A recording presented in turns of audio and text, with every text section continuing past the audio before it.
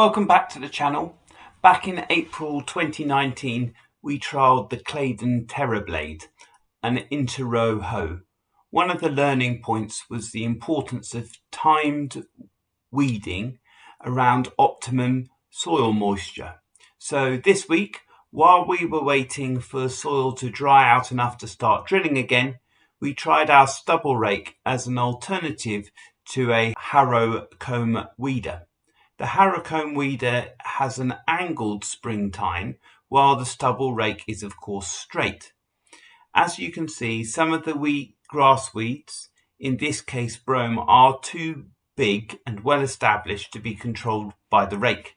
But I hope the pass will mineralise some nitrogen, help control germinating broadleaf weeds, and generate a tilth ahead of establishing white clover as a companion crop.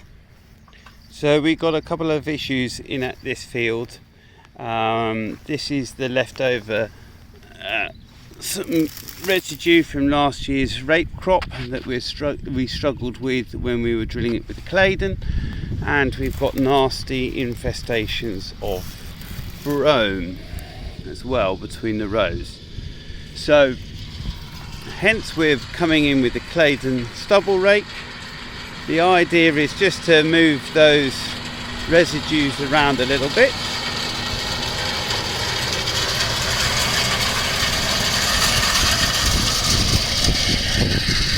This field is also, we are hosting a organic cereals trial in here.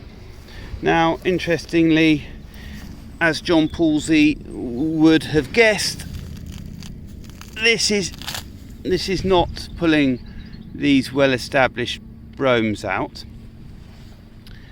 But my other hope is that we're generating a little bit of tilth here before we seed with our white clover and yellow trefoil companion crop, and we're hopefully maybe getting a little bit of mineralisation through the soil movement. So there are a couple of things we're going on, and this was an agreed compromise with my agronomist that we would have 2 passes with the stubble rake, or at least 1 pass with the stubble rake. Then we would come back in and broadcast on the companion crop another stubble rake and a roll. So here it's had a pretty good effect on that residue. We've certainly moved it around. The wheat has survived.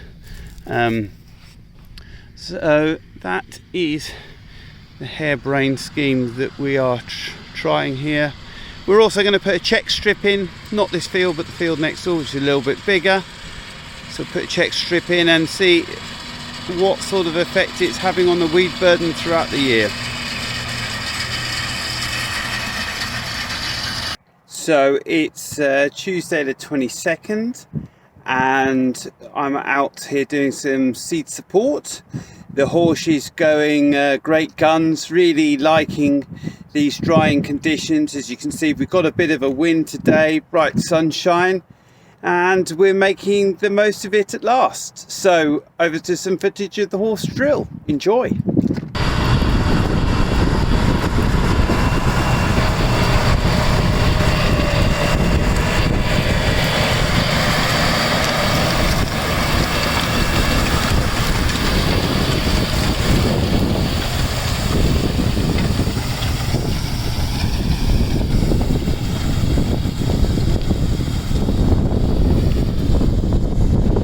So it's picking up a little bit behind the wheels, but really this is exactly the effect we're after on heavy land. It's been sprayed off a couple of weeks now, and you're looking for just a slot, punch the seed in, close the slot, minimal disturbance on the top. Some of the mustard residue is still here. Soil is beginning to warm up, but plenty of moisture underneath. If I pull a bit here, you'll see that it's still forming a sausage. So there's still plenty of moisture in the soil. Wednesday morning, the next day, and it's more than a little bit sticky. So I've actually stopped the rolls and moved to the field next door, which is a bit drier. I'm a little bit worried about these slots. I don't know if you can see, but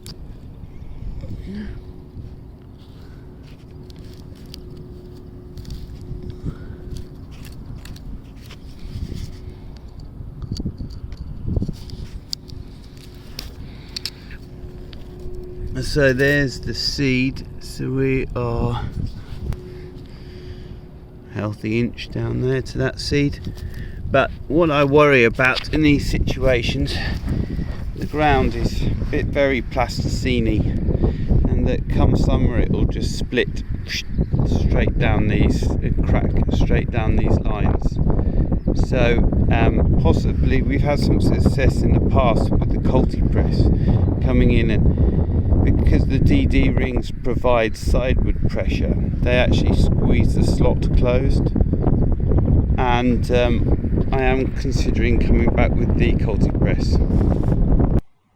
We're a little better on this field, but it's still sticking to the rolls.